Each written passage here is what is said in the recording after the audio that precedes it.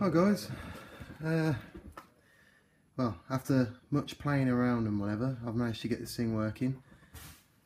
I will show you the insides, but first just show the volume. And I don't have delusions of grandeur, I have an actual recipe for grandeur. There you go. It's just a film that's on the telly at the minute. You got treble adjustment, bass adjustment, and of course you can switch between your inputs. Back on optical. Around the back, not really a lot to see. I'll show you more in a minute. Okay, right. Just to get this video off to a bit of a start, this is the module I bought off eBay. PCM2704/M62420 stereo hi-fi preamplifier amplifier DAC TDA1315 TDA1305. The original idea was I needed to control the volume on my KRKs, which are there, which we use for the stereo, etc. Because the optical audio on my telly wouldn't work. Well, I couldn't adjust the volume with it anyway. So I bought that module. I had a few problems with it because there was not really any instructions that even I could understand. The seller was sort of helpful, but you know, it was just a pain in the arse. Basically, when you buy it, you get this module here, so it's all of that. You get a front module there, and there is a separate stereo volume knob that you can plug into it. I'm not using it on this at the moment. I built it into a little box. I've put like it's sort of a tinted glass on the front, so the LCD is just behind there. So when it's off, obviously you can't see anything.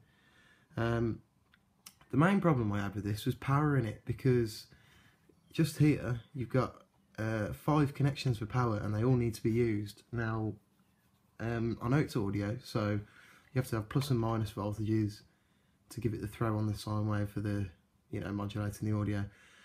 So I had to buy a separate 12012 transformer. So the transformer is wound, so it'll give you the first tap off is at the one end of the coil. It goes through the coil. Middle tap off is 0. It goes through the coil. End tap off is 12 volt. So if you measured across either end, you get 24 volts, but you measure between there and there, 12 volts. You measure between there and there, 12 volts. But you basically get minus 12, 0, and plus 12.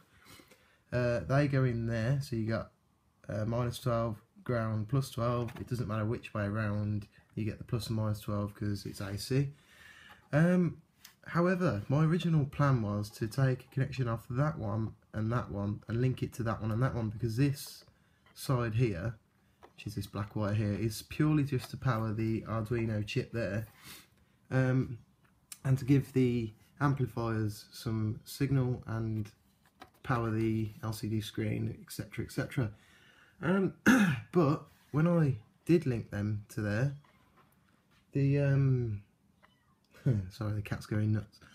When I did link them to there, it blew that diode there, the second one in, and I'm still to this minute not sure why.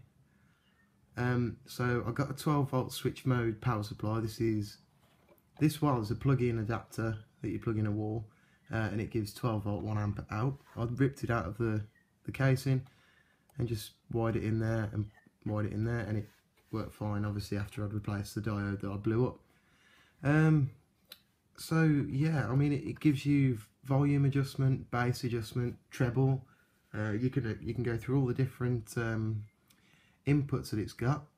By the way, just so you know, the output is that little JST connector there. You've got left, ground, right, and they're just going out to these outputs here. I've got a 3-pin input, because of course the transformer's grounded on the case. A little 1 amp fuse there, because it doesn't really take any power, it's just a preamplifier.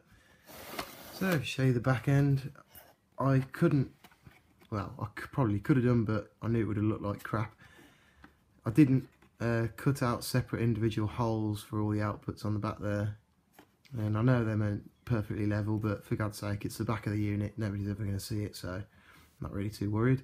You got a USB input. You can actually plug this straight into your computer and play music through it that way. 2 optical inputs, analog inputs, and these, they've got different designations. You can select them in the menu. I'm not sure which order they go in, but I'm sure you'll be able to work that out. And on the front you've got, I don't know if you'll be able to see them, there you go, you've got a couple of little tactile switches. They run all the way along this front board, but of course I haven't implemented them because, again, I'll just end up drilling holes that were all on the piss and it would look like crap.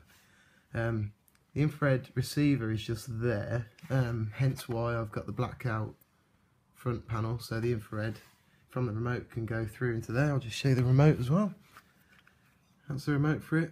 Obviously volume, power, doesn't do anything, weird.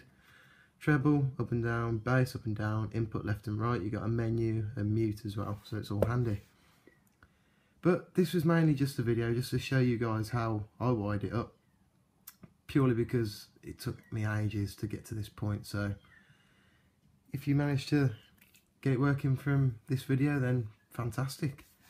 I hope I've helped. If you've got any questions or anything like that, just ask me in the comments and I'll get back to you as soon as I can. Cheers guys.